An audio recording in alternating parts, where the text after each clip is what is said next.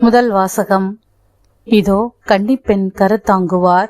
இறைவாக்கினர் எசாயா நூலிலிருந்து வாசகம். அதிகாரம் 7, இறை திருவசனங்கள் 10 முதல் 14 முடிய. அந்நாள்களில் ஆண்டவர் ஆகாசுக்கு மீண்டும் தம் திருவாக்கை அருளிச் சொல்லியது. உம் கடவுளாகிய ஆண்டவர் உமக்கு ஓர் அடையாளத்தை அருளுமாறு கேளும். அது கீழே பாதாளத்திலோ மேலே வானத்திலோ தோன்றுமாறு கேட்டுக்கொள்ளும் என்றார். அதற்கு ஆகாசு, நான் கேட்க மாட்டேன், ஆண்டவரை சோதிக்க மாட்டேன் என்றார். அதற்கு எசாயா, தாவீதின் குடும்பத்தாரே, நான் சொல்வதை கேளுங்கள். மனிதரின் பொறுமையை சோதித்து மனம் சலிப்படையச் செய்தது போதாதோ, என் கடவுளின் பொறுமையை கூட சோதிக்க பார்க்கிறீர்களோ? ஆதலால் ஆண்டவர் தாமே உங்களுக்கு ஓர் அடையாளத்தை அருள்வார். இதோ கன்னிப்பெண் கருவுற்று ஓர் ஆண் மகவை பெற்றெடுப்பார். அக்குழந்தைக்கு அவர் இம்மானுவேல் என்று பெயரிடுவார். ஆண்டவரின் அருள்வாக்கு. இறைவனுக்கு நன்றி. பதிலுரை பாடல். திருப்பாடல் 24. பல்லவி. ஆண்டவர் எழுந்தருள்வார், மாட்சிமிகு மன்னர் இவரே. ஆண்டவர் எழுந்தருள்வார், மாட்சிமிகு மன்னர் இவரே, மாட்சிமிகு மன்னர் இவரே.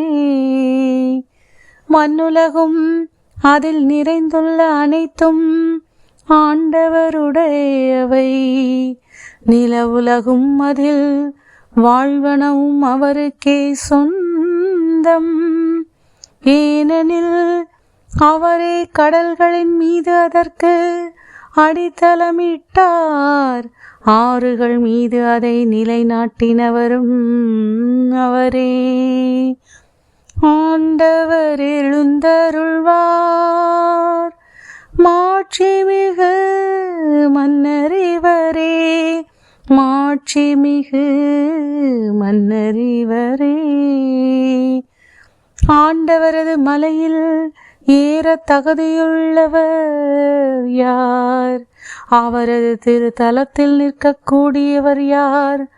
கரைப்படாத கைகளும் மாசற்ற மனமும் உடையவர், பொய் தெய்வங்களை நோக்கி தம் உள்ளத்தை உயர்த்தாதவர்.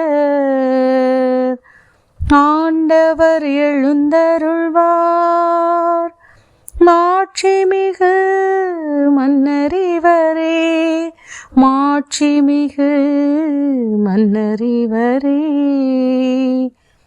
இவரே ஆண்டவரிடம் ஆசி பெறுவார், தம் மீட்பராம் கடவுளிடமிருந்து நேர்மையாளர் என தீர்ப்பு பெறுவார். அவரை நாடுவோரின் தலைமுறையினர் இவர்களே, யாக்கோபின் கடவுளது முகத்தை தேடுவோர் இவர்களே. ஆண்டவர் எழுந்தருள்வார், மாட்சிமிகு மன்னர் இவரே, மாட்சிமிகு மன்னர் இவரே. நற்செய்தி வாசகம். இதோ கருவுற்று ஒரு மகனை பெறுவீர். லூக்கா எழுதிய தூய நற்செய்தியிலிருந்து வாசகம். அதிகாரம் 1, இறை திருவசனங்கள் 26 முதல் 38 முடிய. 6ஆம் மாதத்தில் கப்ரியேல் என்னும் வானதூதர் கடவுள் கலிலேயுள்ள நாசரேத்து என்னும் ஊரில் இருந்த ஒரு கன்னியிடம் அனுப்பினார். அவர் தாவீது குடும்பத்தினராகிய யோசேப்பு என்னும் பெயருடைய ஒருவருக்கு மன ஒப்பந்தமானவர். அவர் பெயர் மரியா. வானதூதர் மரியாவுக்கு தோன்றி, அருள் நிறைந்தவரே வாழ்க, ஆண்டவர் உம்மோடு இருக்கிறார் என்றார். இவ்வார்த்தைகளை கேட்டு மரியா கலங்கி, இந்த வாழ்த்து எத்தகையதோ என்று எண்ணிக்கொண்டிருந்தார். வானதூதர் அவரை பார்த்து, மரியா, அஞ்ச வேண்டாம், கடவுளின் அருளை கண்டடைந்துள்ளீர். இதோ கருவுற்று ஒரு மகனை பெறுவீர். அவருக்கு இயேசு என்னும் பெயரிடுவீர். அவர் பெரியவராயிருப்பார், உன்னத கடவுளின் மகன் எனப்படுவார். அவருடைய தந்தை தாவீதின் அரியணையை ஆண்டவராகிய கடவுள் அவருக்கு அளிப்பார். அவர் யாக்கோபின் குடும்பத்தின் மீது என்றென்றும் ஆட்சி செலுத்துவார். அவருடைய ஆட்சிக்கு முடிவே இராது என்றார். அதற்கு மரியா வானதூதரிடம், இது எப்படி நிகழும்? நான் கன்னியாயிற்றே என்றார்.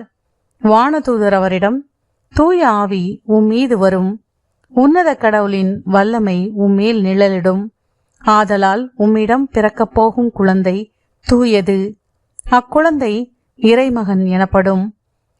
உறவினராகிய எலிசபெத்தும் தம் முதிர்ந்த வயதில் ஒரு மகனை கருத்தரித்திருக்கிறார். கருவுற இயலாதவர் என்று சொல்லப்பட்ட அவருக்கு இது 6ஆம் மாதம். ஏனெனில் கடவுளால் இயலாதது ஒன்றுமில்லை என்றார். பின்னர் மரியா, நான் ஆண்டவரின் அடிமை, சொற்படியே எனக்கு நிகழட்டும் என்றார். அப்பொழுது வானதூதர் அவரை விட்டு அகன்றார். ஆண்டவரின் அருள்வாக்கு. கிறிஸ்துவே உமக்கு புகழ்.